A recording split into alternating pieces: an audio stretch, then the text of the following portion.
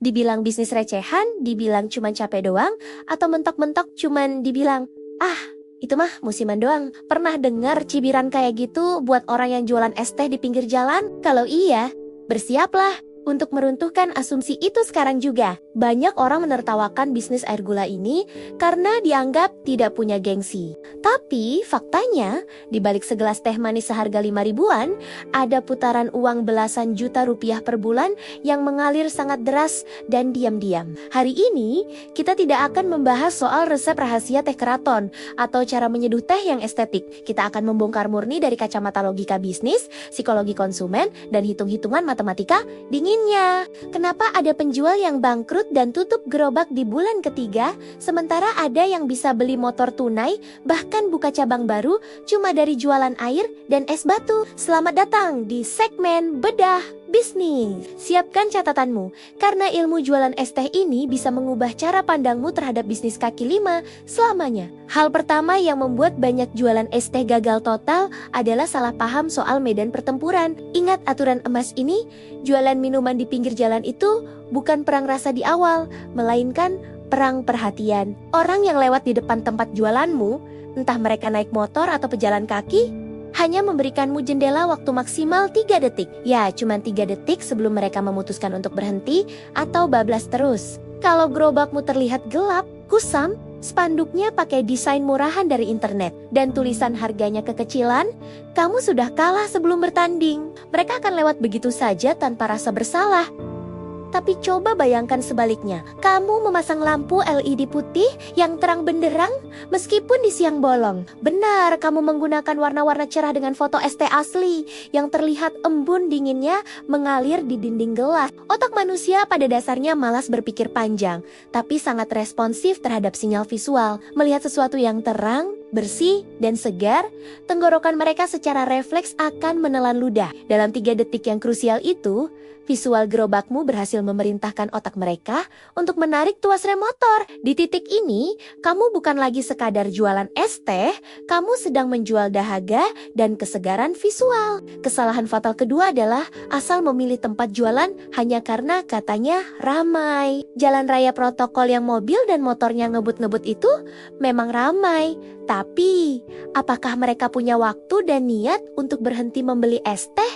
Sangat susah. Pebisnis kaki lima yang cerdas tidak mencari tempat yang sekadar ramai. Mereka mencari apa yang disebut dengan lokasi vampir. Apa itu lokasi vampir? Yaitu titik di mana orang secara alami terpaksa melambat, berhenti, atau memiliki waktu menunggu yang membosankan. Contohnya sangat spesifik. Beberapa belas meter sebelum lampu merah yang durasinya panjang. Di area jemputan anak sekolah, di depan pabrik persis saat jam istirahat atau jam pulang, atau di persimpangan jalan masuk perumahan padat penduduk. Di lokasi vampir ini, kamu tidak perlu teriak-teriak memanggil pelanggan. Ketika waktu orang melambat, mereka mulai merasakan panasnya matahari, kelelahan sehabis kerja, atau kebosanan saat menunggu. Dan tiba-tiba sebuah booth es teh yang terang benderang ada di depan mata. Itu adalah solusi instan yang paling masuk akal saat itu. Keputusan pembelian terjadi secara impulsif, tanpa mikir panjang. Sekarang, mari kita tinggalkan asumsi dan mulai bicara angka pasti. Kita bongkar harga pokok penjualan atau HPP-nya secara kejam dan transparan. Banyak yang mengira untung jualan es teh itu tipis karena harganya murah. Mari kita hitung secara jujur. Teh berkualitas, gula asli, dan air bersih untuk 1 cup rata-rata memakan biaya sekitar Rp1.000. Es batu kristal, kalau kamu beli rutin, biayanya sekitar Rp300 per cup. Gelas plastik tebal yang tidak gampang meleot, lengkap dengan tutup pres dan sedotannya, sekitar Rp600. Tambahkan biaya operasional kecil seperti listrik dan penyusutan alat. Anggaplah Rp150. Jika ditotal, modal murni per cup itu hanya berada di kisaran Rp2.000 sampai Rp2.200. Kalau kamu menjualnya di harga Rp5.000, margin kotor atau keuntungan kasarmu adalah sekitar Rp3.000 per gelas. Kelihatannya cuma 3.000 perak? Jangan salah paham. Bisnis ini bermain di nyawa yang namanya volume. Kalau lokasi vampirmu sudah bekerja dengan benar, menjual 150 cup sehari adalah target yang sangat konservatif dan masuk akal. 150 cup dikali Rp3.000, hasilnya adalah Rp450.000 per hari.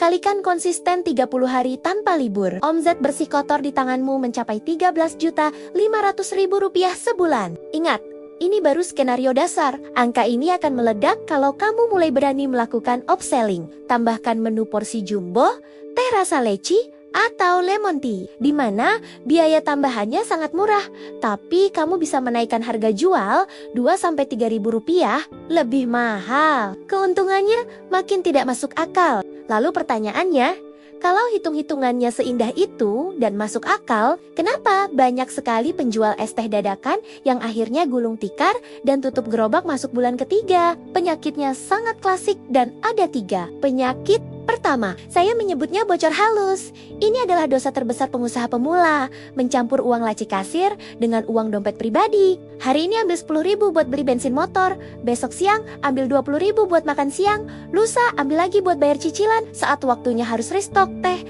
dan gula dalam jumlah besar, uangnya tiba-tiba tidak ada. Bisnisnya tidak rugi, tapi uangnya habis dimakan sendiri karena manajemen keuangan yang berantakan. Penyakit kedua, penurunan kualitas yang disengaja. Di awal buka, tehnya kental, wangi, dan manisnya pas. Masuk bulan kedua, karena tergiur ingin untung lebih besar, takaran airnya dibanyakin, gulanya dikurangin. Perlu kamu tahu, pelanggan itu jarang sekali komplain secara langsung. Mereka hanya akan tersenyum menerima minumanmu yang hambar. Lalu besoknya, dan seterusnya, mereka tidak akan pernah datang lagi ke tempatmu. Bisnis minuman mati bukan karena teguran, tapi karena ditinggalkan pelan-pelan. Penyakit ketiga, pelayanan yang ikut-ikutan melambat. Awalnya penjual sangat sigap, lama-kelamaan mulai jenuh, sibuk main handphone, dan melayani pembeli dengan gerakan yang lambat. Ingat, orang yang kehausan di pinggir jalan itu sumbunya pendek. Mereka tidak mau disuruh menunggu lama, hanya untuk segelas es teh.